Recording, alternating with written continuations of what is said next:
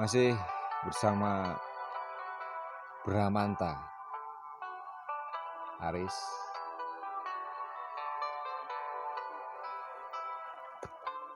Indonesia Ari. Halo, Kita berada di mana, Ari? di kawasan Puncak Kahyangan, Pasir Batang, Kecamatan Dharma, Kabupaten Kuningan, Jawa Barat, Indonesia.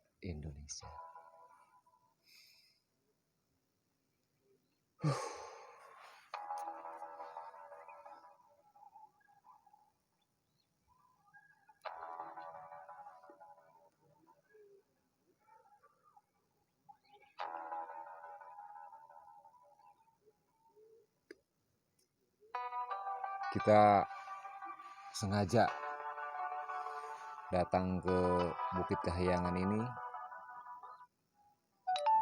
sebagai bukti dari rasa syukur kita terhadap Tuhan Yang Maha Kuasa, mencintai sesama makhluk Tuhan, mencintai segala ciptaan Tuhan adalah salah satu bukti bahwa kita mencintai Tuhan. Ekspedisi kopi sekarang kita lagi jelajahi. Bro Aris punya cerita tentang ekspedisi kopi di Karangsari yang ternyata mantap sekali rasa kopi Karangsari.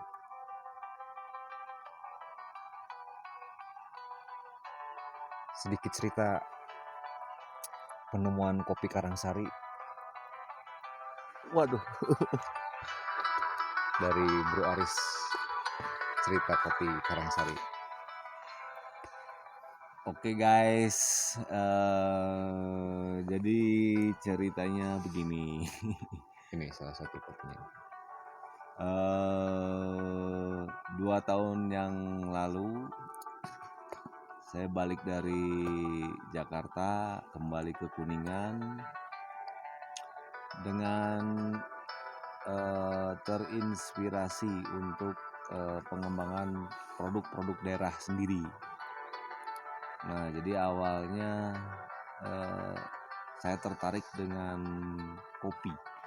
Langsung tertarik ke kopi, tidak yang lain dulu, jelajah yang lalu, langsung ke kopi. Nah, sebetulnya gini bro, jadi dulu waktu di Jakarta saya di digital agency. Nah, pada saat itu sebelum pulang ke Kuningan, saya nge-branding sebuah merek kopi. Jadi saya desainkan mereknya, saya desainkan brand image-nya. Nah, dan saya ada ketertarikan untuk mencoba untuk mencari apakah di Kuningan itu juga ada kopi. Dan memang setelah saya cek ke rekan-rekan di Kuningan ternyata ada gitu. Sehingga itu menambah kekuatan bagi saya untuk yakin bahwa di Kuningan pun punya potensi di kopi. Apalagi setelah saya cari-cari artikel mengenai sejarah kopi di Kuningan, ternyata sebelum ada Gayo, sebelum ada Japa Pringer di Sumedang, ternyata pada saat itu ada seorang mahasiswa S2 mengemukakan hal ini. Jadi dulu ada majalah Java Bode. Java Bode adalah majalah berbahasa Jawa Belanda kuno gitu, yang kisaran tahun 1800-an. Jadi mengungkapkan bahwa dulu Belanda menanam kopi itu dari Jakarta, kurang optimal pindah ke Cirebon, kurang optimal pindah ke Kuningan. Jadi intinya yang tadinya sekian bakul, istilahnya sih dulu bakul, mungkin kalau sekarang kuintal gitu atau ya kuintal lah gitu. Misalnya Kalau waktu di Cirebon cuma 5 kuintal atau cuman misalnya 500 atau 5 ton, ya ini perbandingan, percontohan. Jadi setelah ditanam di Kuningan itu 2 kali lipat hasilnya gitu. Karena yang mereka bawa adalah bibit jenis Arabica, sedangkan Arabica itu cocoknya di dataran tinggi, minimal di dataran 900, di atas 900. Sehingga mereka membuat gudang-gudang kopi, Bro. Membuat gudang. Ini back dulu ke sejarah ya. Iya. Jadi kita sebagai warga Kuningan harusnya kita punya kekuatan sejarah.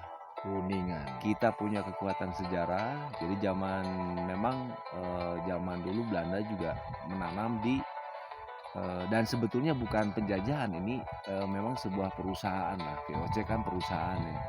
VOC sebuah perusahaan, dia bisnis di bidang agribisnis, khususnya di kopi, dan menanamnya itu di Kuningan. Bahkan diekspor, sama saja diekspor keluar gitu. Hasil dari kopi di Kuningan di wilayah Gunung Ciremai itu terbaik lah, memiliki hasil yang terbaik sehingga diekspor ke luar negeri. Cuman pada saat itu VOC lah yang mengeksplornya, ekspor dan dieksplor terus diekspor gitu ya.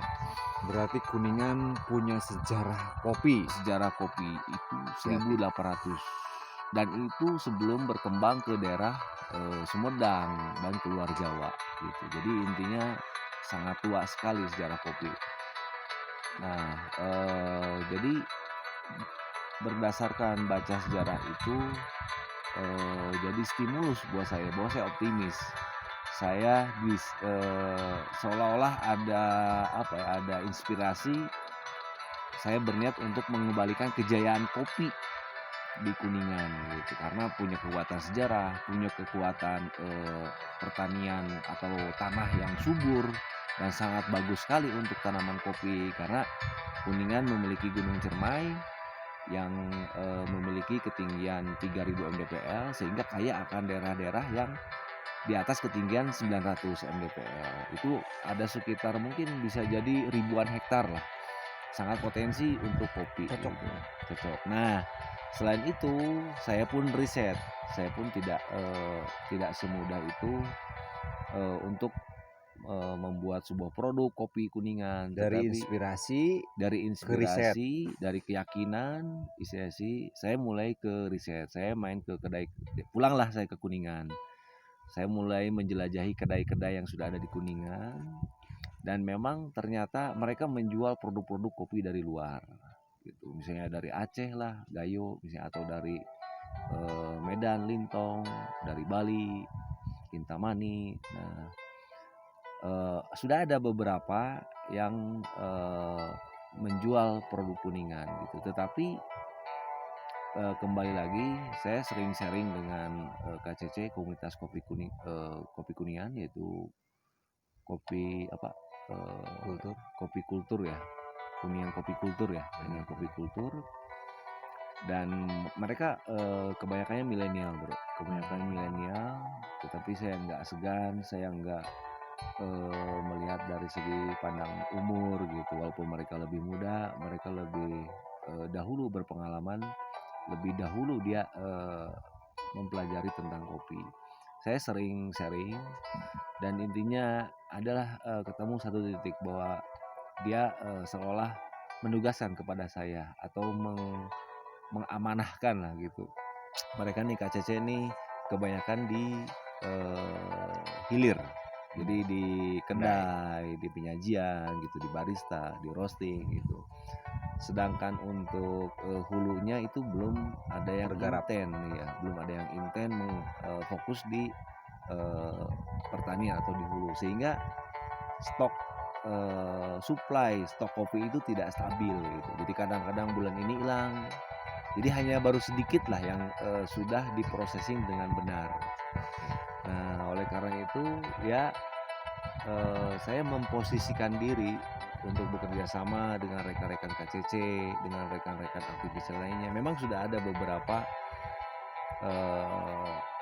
yang bergerak di hulu ya, di pertanian dan di kopi processing, seperti Pak Kokom, dengan kopi Ciberemnya, dan Alpin di Cibunarnya, Alpin, terus Adit di Cibunarnya, terus kemudian Diki sama Dani di Palutungan.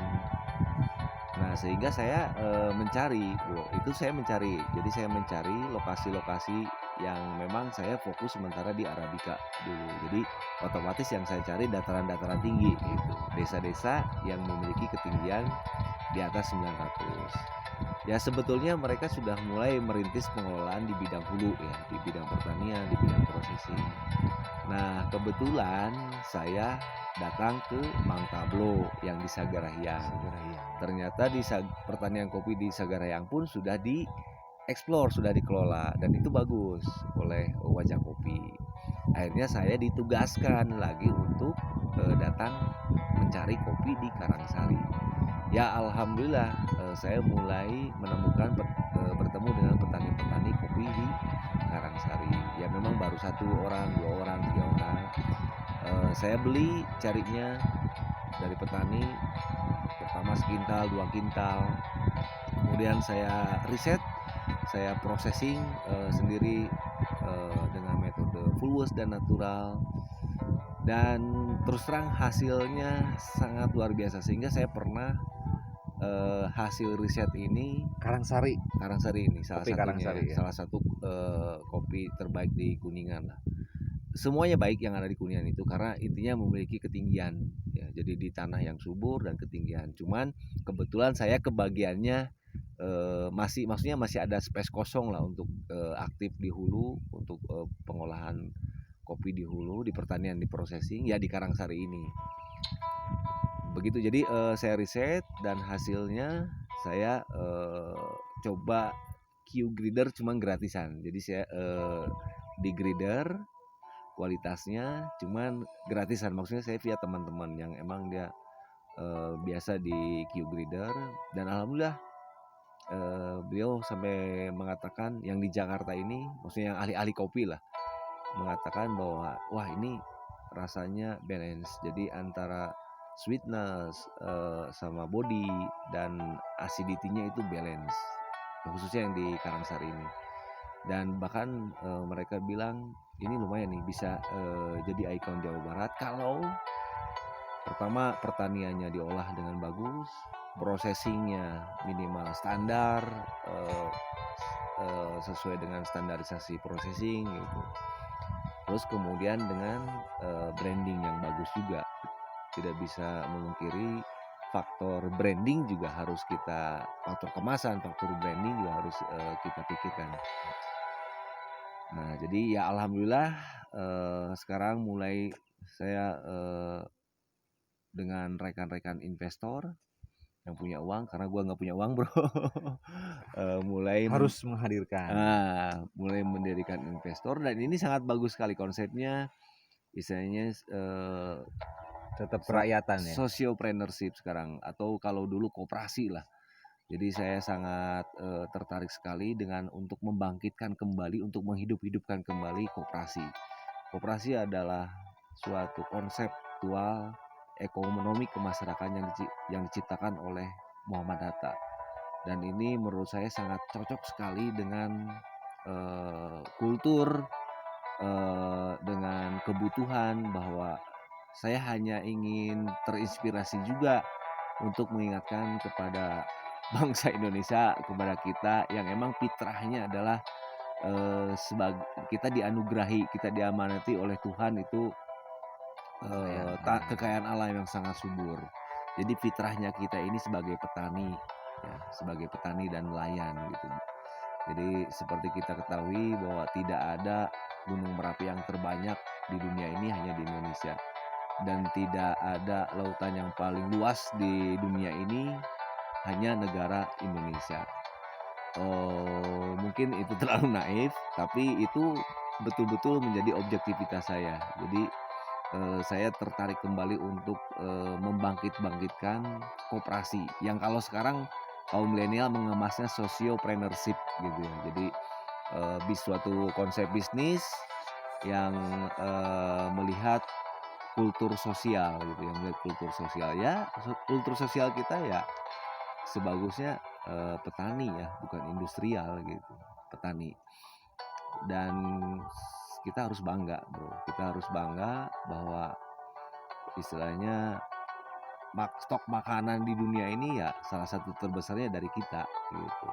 Kembali ke kopi, dan saya juga masih sedikit terinspirasi dalam artian kita memiliki lahan pertanian yang sangat luas dibandingkan negara lain, tetapi di kopi aja kita hanya ranking keempat pengekspor kopi gitu. Bahkan untuk kebutuhan lokal sendiri aja kita masih kekurangan.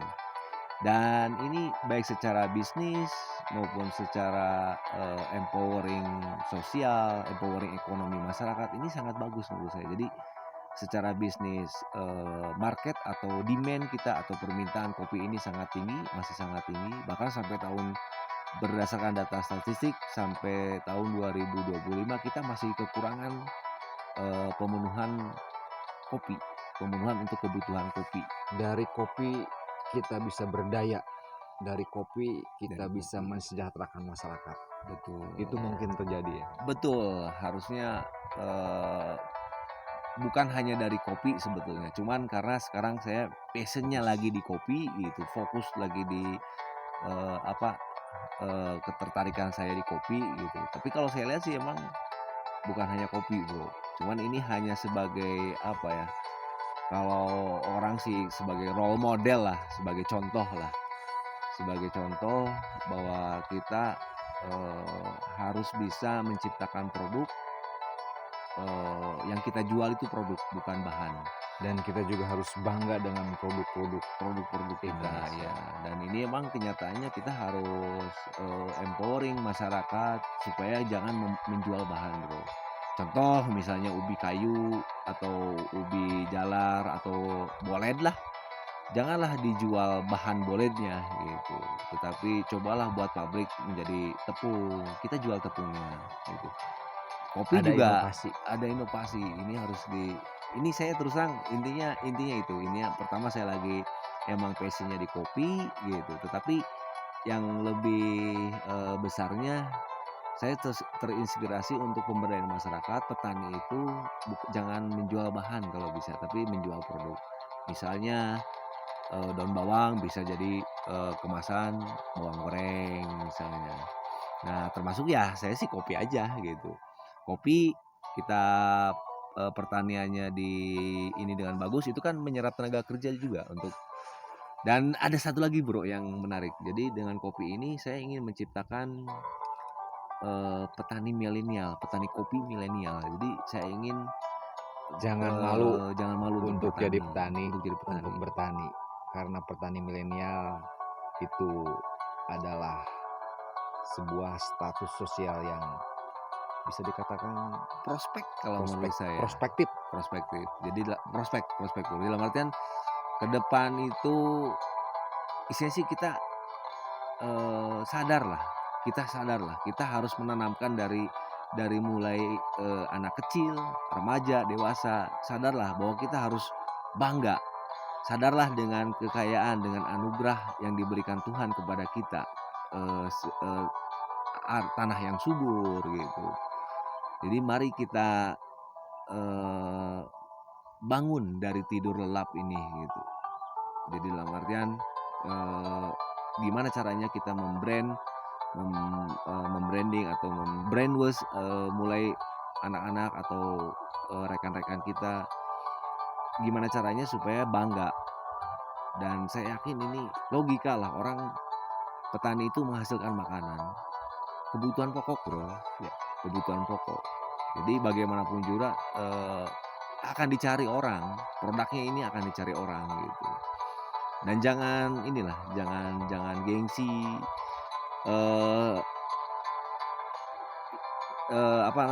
ingat nih ucapan saya dalam artian setahun 2 tahun ke depan itu profesi petani itu akan kembali dicari orang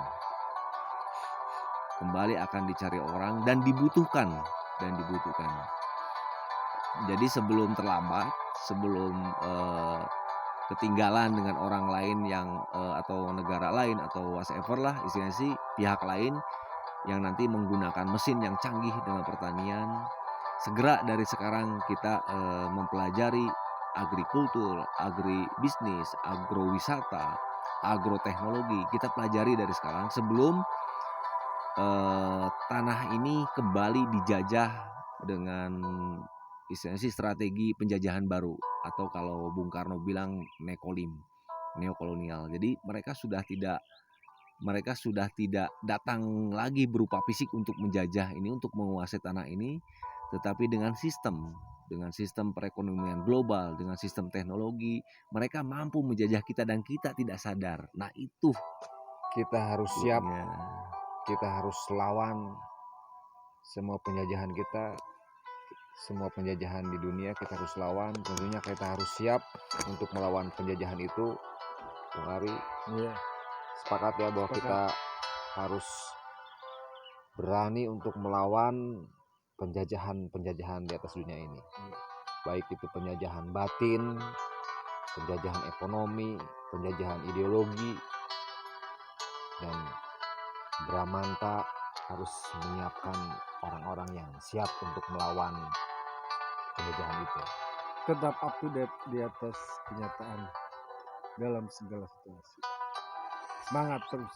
Gunung Ciremai semoga meridoi kita untuk kita bangun tatanan hidup yang Sunda punya cerita.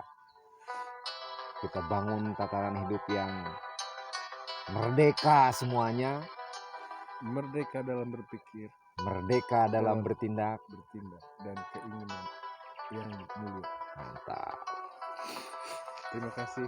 Pemuda-pemuda Indonesia, jangan tidur, jangan terlena dengan hedonisme. Tetap semangat dalam segala situasi. Satu sisi mungkin Indonesia. kita bolehlah sedikit menikmati hidup, tapi jalur kebenaran, jalur idealisme kita harus tetap lewati. Kita harus tetap jalani, dan wadah kecil Bramanta ini akan membawa generasi selanjutnya untuk siap menyongsong semua tekanan, semua rintangan dalam kehidupan. Kita tidak berangan-angan yang muluk-muluk, kita hanya menginginkan tatanan hidup, tatanan bernegara, bersosial, beragama, berharmonisasi dengan alam yang ideal, yang enak buat semuanya. Tidak ada yang merasa dirugikan, tidak ada yang merasa diuntungkan, tidak ada yang merasa tertindas. Kita merdeka. All for one and one for all. Satu untuk semua, semua untuk satu. Bersama Brahman. Ketika saya mendengar tadi cerita terinspirasi oleh kopi, apa itu juga ada bisikan batin yang ternyata harus mengarah ke kopi? Nah, ini seru nih. Ini Ya seru, kan? Bro. Ya. Jadi boleh percaya atau tidak, tapi ini pengalaman spiritual saya. Pengalaman spiritual. Tapi silakan, kalau versi ini percaya ya boleh, nggak percaya juga is okay gitu, Bro. Cuman kita sharing-sharing aja ya gitu. Jadi intinya gini, Bro. Saya punya rekan yang mungkin dia punya talenta, atau bukan punya talenta ya, punya kemampuan supranatural, sehingga dia kadang-kadang sering kemasuki kemasuki ruh gitu. Sekali lagi ya, ini mau percaya oke, nggak percaya juga is oke, nggak masalah gitu. Nah akhirnya suatu saat ketika saya dengan dia sedang ngobrol, tahu-tahu masuklah suatu ruh yang mengaku suatu karuhun. Saya nggak akan bilang karuhunnya itu siapa gitu. Ada 2 karuhun. Jadi intinya beliau mengatakan bahwa beliau berasal dari Gunung Ciremai. Beliau adalah salah satu leluhurnya Prabu Siliwangi. Jadi dari kerajaan Galuh. Itu kan ada Sunda, ada Galuh, dari kerajaan Galuh. Jadi beliau mengaku dari Gunung Ciremai. Dalam artian beliau menceritakan tentang Boboko Nangkub. Boboko Nangkub. Jadi Indonesia ini ibaratkan bobokona keur nangkub cenah. Dan insya Allah sakedeung deui bobokona bakal bakal buka lah nangkarak. Maksud dalam artian yang saya ilustrasikan, yang saya nangkub itu jadi seolah-olah masyarakatnya ini teu bisa ngejo lah. Kan wadah nasinya si bobok teh wadah nasi gitu. Jadi ketika nangkub jadi siga heseun di bidang sulit di bidang ekonomi gitu. Tapi insya Allah sebentar lagi ekonomi Indonesia akan membaik, akan berjaya, sehingga disimbolkan dengan si boboko itu ngebuka ke atas. Jadi ada isinya gitu, dalam artian gitu.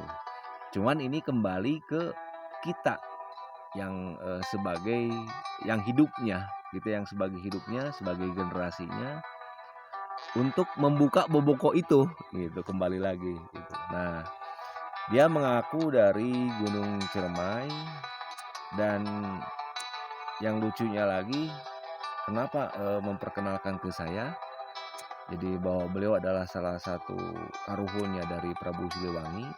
Ya mungkin cluenya sekitar 8 keturunan dari Pamanah Rasa. Prabu Siliwangi Pamanah Rasa. Nah, mungkin 8 keturunan dari situ belum saya bisa sebutkan. Intinya saya balik bertanya, kalau Gunung Ciremai itu kan luas gitu. Jadi kira-kira di mana?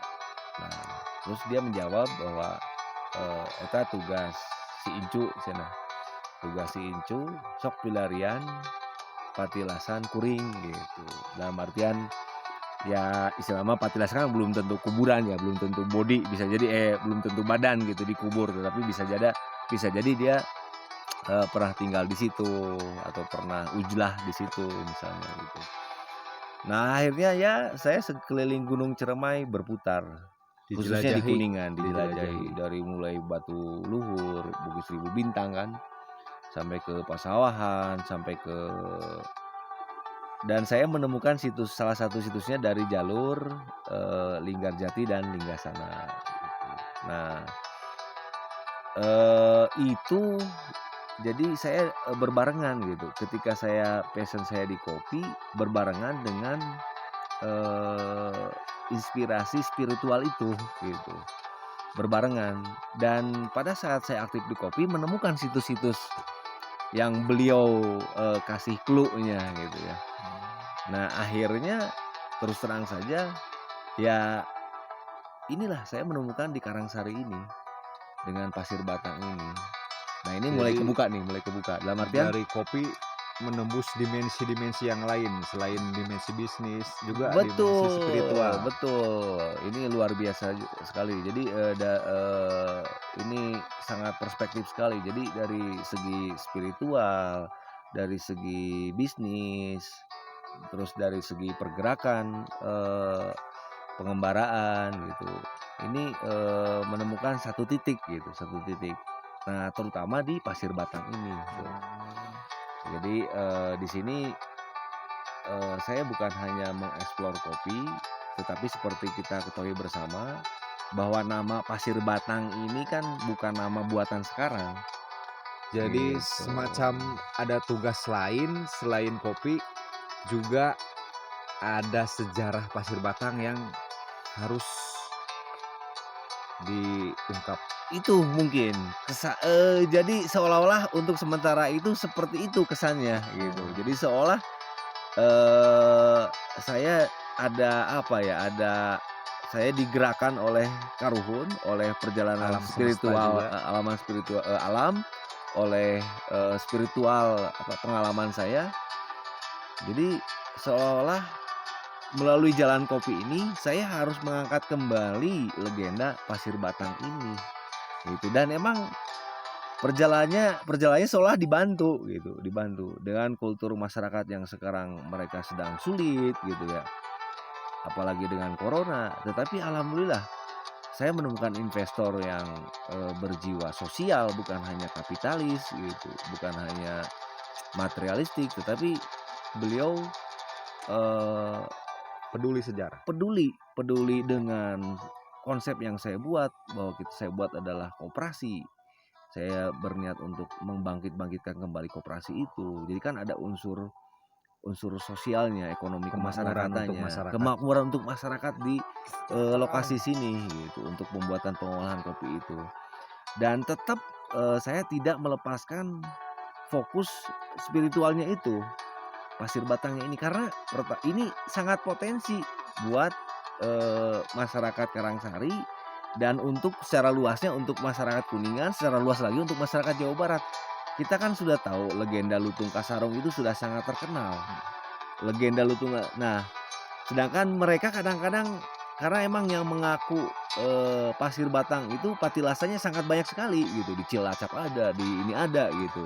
Di sini pun ada. Nah, di sini kekuatannya adalah nama-nama tempat di legenda itu ya ada di sini gitu, ada di sini.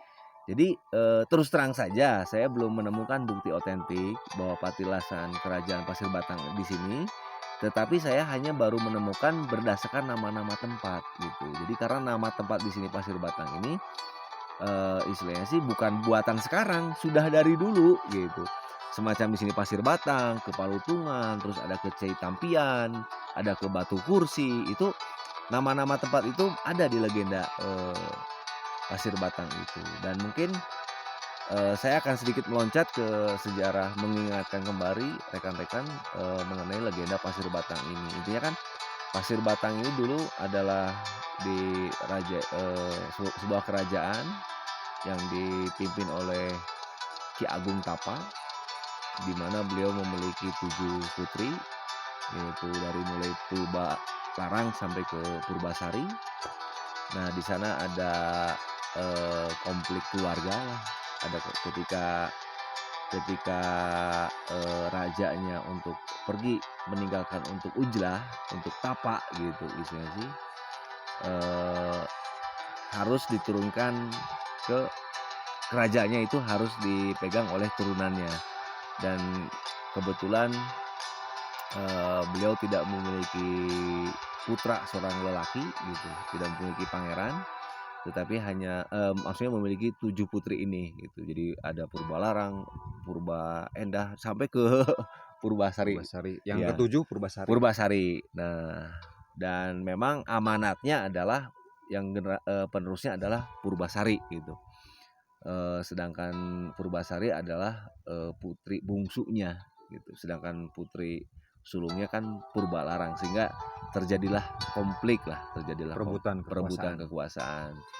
Nah, ini saya masih kembali di sejarah ya, sehingga di situ ada proses perjodohan. Jadi ini luar biasa sekali nih legenda Lutung Kasarung ini. Jadi ada romantisnya, ada konflik kerajaannya gitu, luar biasa sekali. Jadi intinya sangat potensi sekali untuk diangkat gitu legenda ini, karena banyak hikmah yang kita ambil. Contoh berbarengan dengan perebutan kekuasaan itu ada seorang dewa yaitu Guru Minda yang berada di Kahyangan. Dia sedang mencari jodoh. Punten-punten nih ada versi ya, bahwa Manisri atau suaminya Purbasari ini satu versi ada yang emang Guru Minda, satu versi emang ada yang dari kerajaan Mataram kuno atau dari putranya keturunannya Sanjaya gitu. Silakan saja itu, karena saya tidak bisa. Berbeda versi bukan berarti harus terjadi pertentangan. Silakan dengan argumen masing-masing, karena ini kita lagi membicarakan legenda ya, betul sekali. Jadi emang satu versi, sekali lagi satu versi ada berdasarkan bahwa Guru Minda ini atau Lutung Kasarung ini berasal dari Kahyangan. Satu versi lagi ada yang berpendapat bahwa Guru Minda adalah keturunan dari Sanjaya atau dari Mataram kuno gitu. Nah, kita ambil versi yang dari Kahyangan dulu ya, yang dalam artian Guru Minda ini seorang dewa atau seorang dewa. Jadi dia sedang mencari jodoh ceritanya, Bro. Dan kebetulan ibunya ini sangat cantik sekali. Jadi Guru Minda ini salah satu pangeran di Kahyangan, negeri di atas awan lah gitu. Dia sedang mencari jodoh, tetapi dia menginginkan jodohnya itu secantik ibunya. Nah, jadi ketika dia disuruh kawin, disuruh mencari jodoh, menjadi pasangan oleh ibunya. Jadi saya mau menikah asal istri saya secantik ibu gitu. Nah, akhirnya karena ibunya ini seorang dewa, dia mengetahui betul kejadian di bumi ini, di Tataran Sunda, di Marcapada ini. Jadi sehingga dia mengatakan bahwa jodoh kamu itu, maksudnya calon istri kamu itu ada di alam di bawah, ada di alam Marcapada ini. Nah, cuman syaratnya kamu boleh turun ke alam Marcapada ini dengan catatan kamu harus menyamar jadi lutung, jadi seekor lutung. Kalau Gitu. mencari jodoh di cerita tadi, Guru Minda atau Manisri ya, Iya. di alam sekarang juga rekan saya Bro Ari juga sedang mencari jodoh. Jadi saya sementara menyamar dulu. Iya. Kalau Seperti Manisri menyamar menjadi lutung Lutung kasarung, kasarung. kalau saya seperti ini. lanjut. Jadi ini hikmahnya sangat banyak sekali, Bro. Jadi saya nggak akan mengambil hikmahnya. Silahkan ambil hikmahnya sendiri. Kalau saya ambil contoh gini. Jadi ini suatu kepatuhan seorang anak terhadap ibundanya, terhadap orang tuanya. Jadi walaupun dengan resiko untuk menjadi lutung, bayangkan seorang pangeran harus menyamar jadi lutung kan gimana. Tetapi karena dia mengikuti perintah orang tuanya, dia mau. Dan hikmah berikutnya itu sangat kaya sekali dengan hikmah. Jadi dia sangat merendah sekali menjadi makhluk yang sangat hina, yang tadinya makhluk yang sangat diagul-agulkan. Dan ini ada esensi untuk mencari cinta itu luar biasa, sangat luar biasa sekali teladannya. Bayangkan menjadi kalau pangeran kan udah jelas-jelas itu putri-putri itu akan merapat gitu ya, karena seorang pangeran. Tetapi bayangkan ini menjadi seorang lutung yang sangat hina sekali, manusia juga bukan, istilahnya kan gitu. monyet hitam lutung. Monyet hitam ya. Nah, sehingga turunlah ke alam manusia ini, alam manusia ini dia menyamar menjadi lutung, dan kebetulan pada saat itu dekat dengan tempatnya, dengan kerajaan Pasir Batang ini, turun di suatu hutan yang dekat dengan lokasi Pasir Batang dan dekat dengan posisi Purbasari pada saat itu yang sedang diasingkan. Jadi Guru Minda ini menyamar jadi lutung, dia sengaja menyerahkan diri, maksudnya untuk mudah ditangkap oleh kerajaan ini untuk dijadikan binatang peliharaan, sehingga Guru Minda, lutung kasarung ini dibawa ke kerajaan Pasir Batang untuk dijadikan peliharaan, gitu, binatang peliharaan. Nah, tetapi si lutung ini punya strategi, karena dia sudah tahu ceritanya untuk mengetahui lokasi Purbasari itu diasingkan. Dia mengamuk di istana, mengamuk itu. Dan yang memahami keberadaan lutung kasarung ini yaitu patihnya. Waktu itu saya lupa siapa namanya patihnya, dalam artian uaknya, malah uaknya si Purbalarang ini. Jadi yang sedang berkuasa ini Purbalarang, yang sedang berkuasa di kerajaan Pasir Batang ini Purbalarang. Ya ada sedikit konflik lah, sehingga si Purbasari ini tersisihkan dengan ide-idenya, istilahnya si perebutan politik lah, ini diasingkan. Dan akhirnya ya si lutung ini ditangkap oleh patihnya, karena patihnya ini mengerti betul lah, mungkin dia punya mata batin segala macam.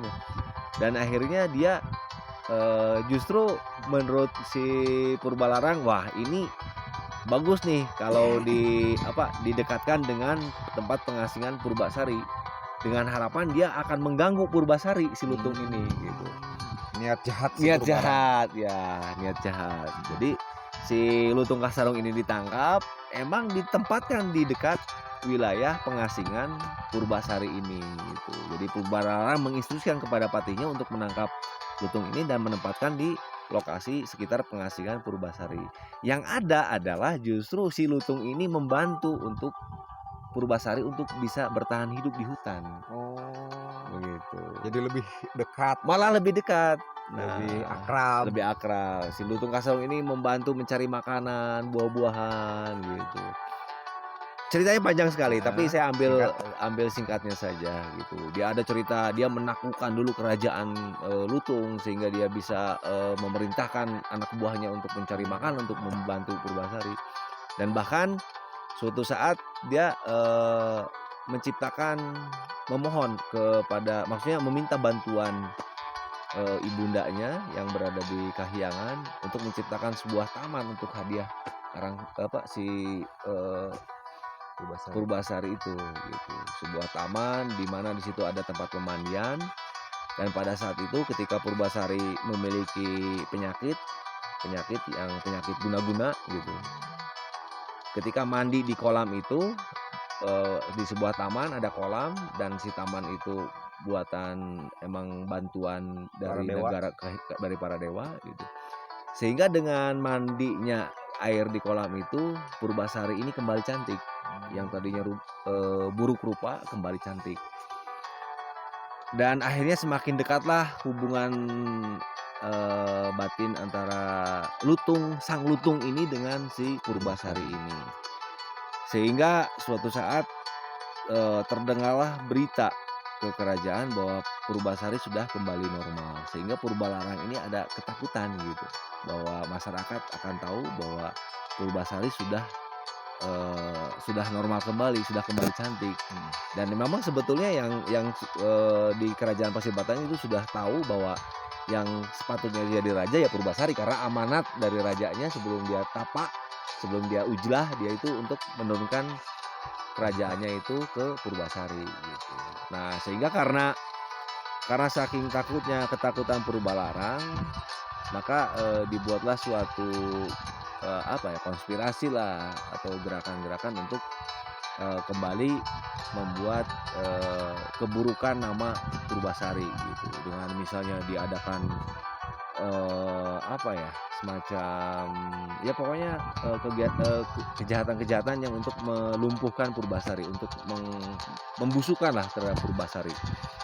Tetapi karena si sang lutung ini emang seorang dewa, jadi setiap momen-momen itu ya terjadi peperangan, sehingga menanglah pasangan Purbasari dan lutung kasarung ini.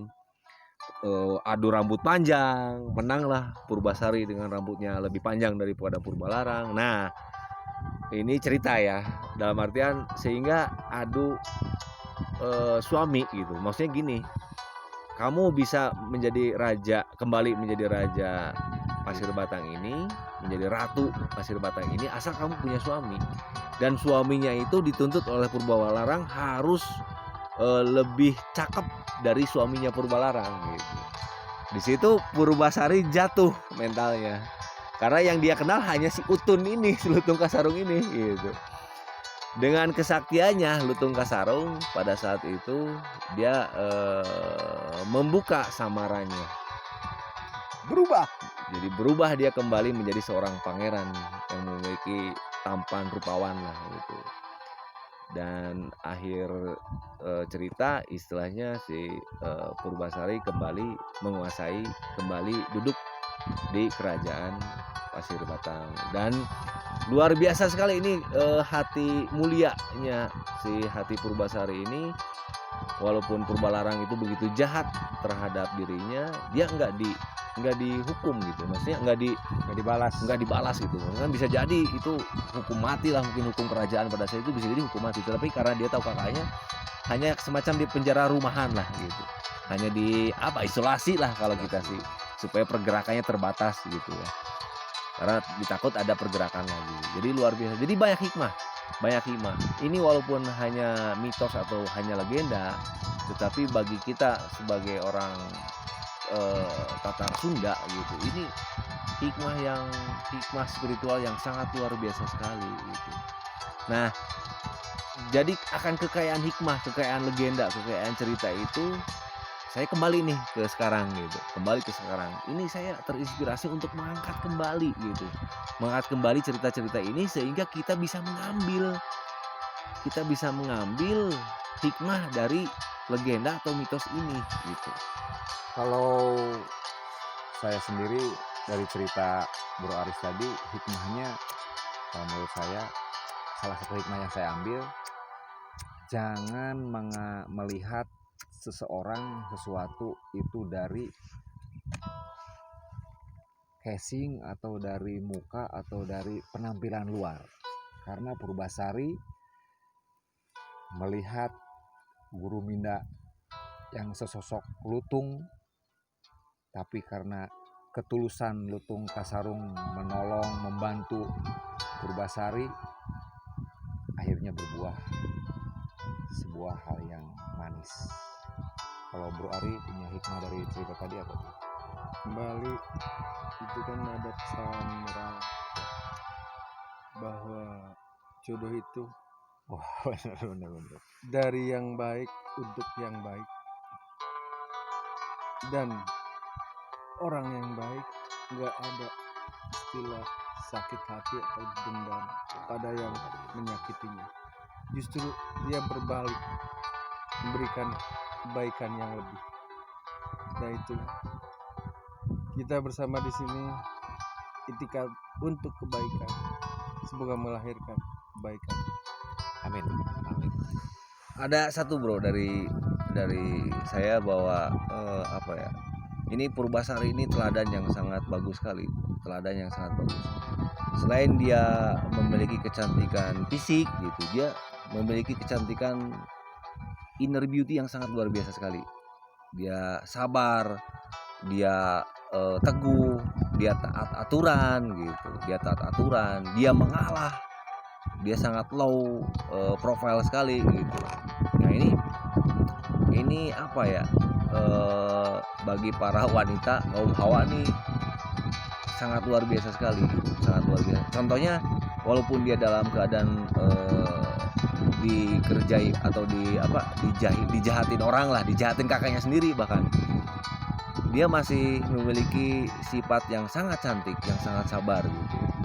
Nah terus ketika dia setelah berkuasa pun dia tidak begitu menghukum gitu. Jadi kalau ada istilah sifat Tuhan itu misalnya rububiyah, dia memiliki sifat itu. Jadi merawat gitu, merawat. Jadi yang namanya orang kan tidak selalu dalam keadaan jahat, tidak selalu dalam keadaan baik lah gitu. Nah jadi dia tidak langsung menghukum mati, tetapi dia masih memberi kesempatan kepada kakaknya untuk memperbaiki gitu. Nah ini kesan ya, pokoknya jadi sekali lagi saya bilang ini kalau kita pelajari, kita ambil hikmahnya, legenda ini sangat kaya dengan hikmah sekali. Contohnya ya karakter Purbasari ini sangat luar biasa. Pertanyaannya Bro Aris, Bro Ari, apakah masih ada Purbasari di zaman sekarang ini? Nah sekarang Seorang tinggal wanita iya, yang mempunyai kebesaran jiwa dan inner beauty yang iya, luar biasa. bukan hanya fisiknya yang cantik, tetapi punya kecantikan luar dalam lah, punya kecantikan dalam yang kecantikan ruh, kecantikan sifat yang sangat luar biasa sekali. Begitu Pak Bro. Ya, Inilah kembali saya terinspirasi untuk mengangkat legenda ini, untuk kembali mensiarkan atau mempublikasikan legenda ini, karena yaitu untuk membangkitkan kembali kaum hawa di Indonesia atau di Kuningan lah, skop lebih kecilnya, untuk mencontoh Nilai-nilai kebaikan dari sosok Purbasari itu betul, dan begitu untuk juga diamalkan di dengan zaman sekarang oleh kaum hawa. untuk dipraktekkan. generasi muda kaum lelaki, seperti cerita Lutung Kasarung itu, kita berbuat kebaikan walaupun diri kita dihinakan. Jadi intinya Begitupun dengan lutung kasarungnya. dari hina jadi mulia seperti itu. Oh yes, lagu Malaysia gitu. Hina jadi Mulia. Kan ada lagu ya. Jadi itu udah kompleks lah satu sama lain. Suci dalam debu. Dan pertanyaan saya berikutnya, apakah masih ada di zaman milenial ini para lelaki yang berjiwa seperti lutung kasar? Tidak hanya melihat fisik gitu hanya ya. melihat fisik. Itu masih banyak. Dan itu banyak kesempatan bagi purbasari zaman sekarang Untuk menemukan lutung kasarung Iya. kasarung di zaman sekarang gitu. dengan kesabaran itu. Karena jodoh nggak kemana bro. Nggak Intinya ketukar, bro. pokoknya banyak sekali hikmah, banyak sekali tauladan yang bisa diambil dari legenda lutung kasarung ini, bro. Jadi silakan kita bareng-bareng angkat kembali legenda ini gitu, berbentuk cerita, berbentuk situs.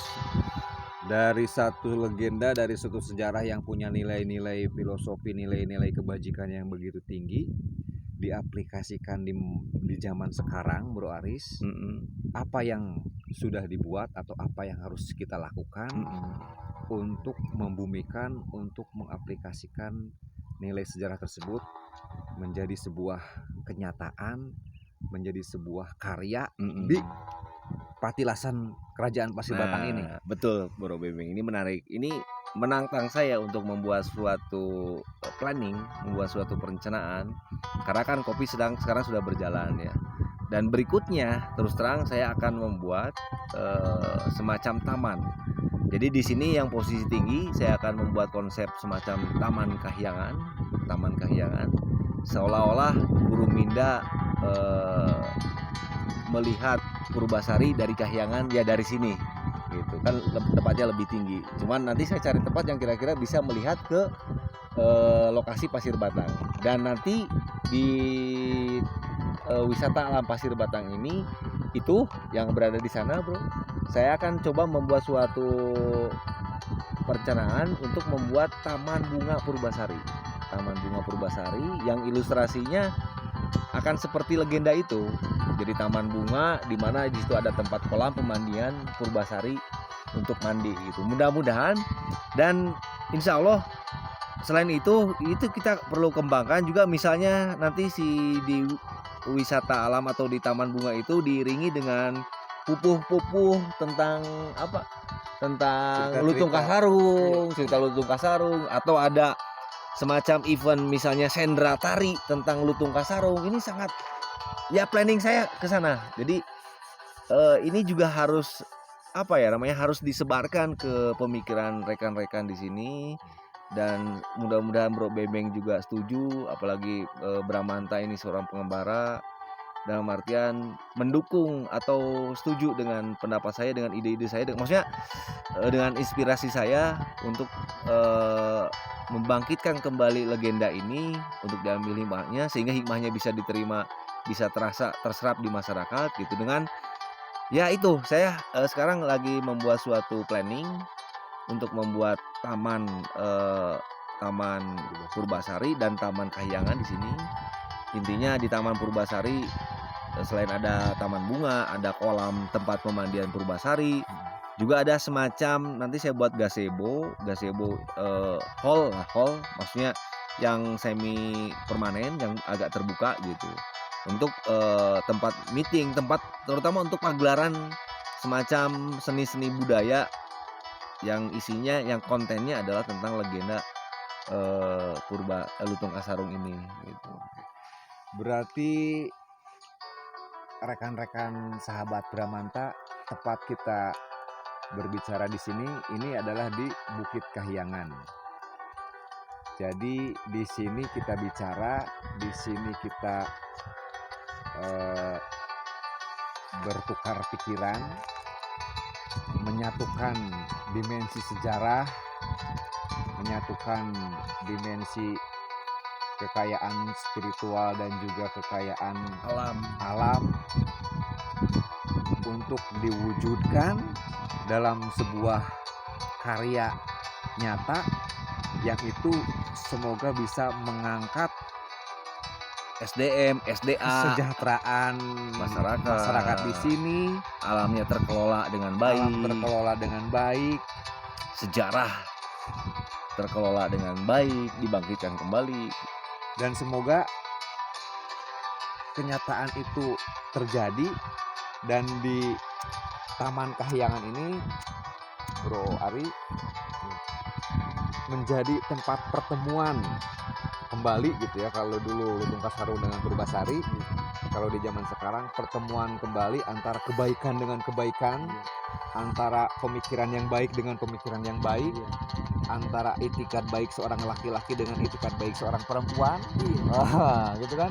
Di sebuah taman yang indah ini bertemulah perjodohan-perjodohan yang membuat tatanan kehidupan menjadi harmonis dan lebih baik. Saya dukung sekali kalau begitu, Bung Haris. Saya setuju sekali dan saya dukung sekali. Semoga Tuhan meridhoi kita, semoga alam semesta mendukung kita, dan semoga apa yang kita bicarakan di atas tanah yang bersejarah ini menjadi sebuah kenyataan betul yang bisa bermanfaat buat saya. Ya, jadi saya mengajak kepada kaum milenial atau kepada generasi X lah, generasi kita bro, generasi kita kan sudah mulai lanjut usia nih, maksudnya dalam artian kita generasi X yang sudah berumur 40 ke atas gitu. Dan saya juga mengajak kepada generasi baby boomer, generasi yang lebih tua dari kita gitu, dan saya mengajak kepada generasi milenial atau generasi Y dan Z gitu. Khususnya di Desa Karangsari, umumnya di Kuningan gitu, untuk sama-sama berjuang untuk mengangkat kembali legenda ini. Ini kan suatu kebanggaan daerah juga, gitu. Kebanggaan daerah juga. Ya sudah.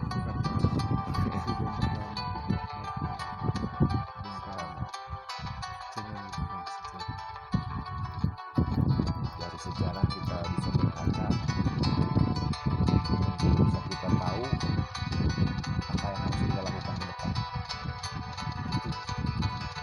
Jadi sejarah dari Pasir Batang ini sangat kaya sekali ya. Nah, sekali. Kalau saya Jasuke, Nah, jangan sekali-sekali untuk lupa kerajaan. kirain teh jagung susu keju. Tapi itu Kalau saya cuma satu, buatlah sejarah untuk dirimu sendiri. Terima kasih. alhamdulillah, berarti diskusi kita di pagi yang cerah ini sangat berbobot sekali dan sangat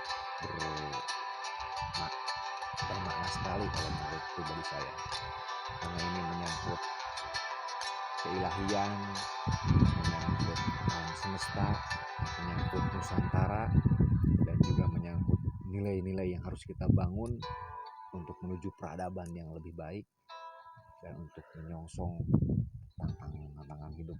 Di mana kita berbicara? Di sini Indonesia, di hati kita Merdeka. mereka.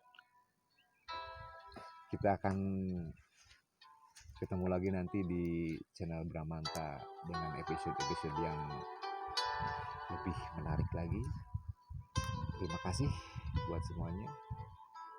Satukan rasa, satukan jiwa. Mari kita berjalan terus untuk mengembara ke semua dimensi dan kita temukan nilai-nilai kebaikan dari pengembaraan yang akan kita lewati. Tetap semangat, tetap berjuang. Tuhan bersama orang-orang yang berani. Assalamualaikum warahmatullahi wabarakatuh.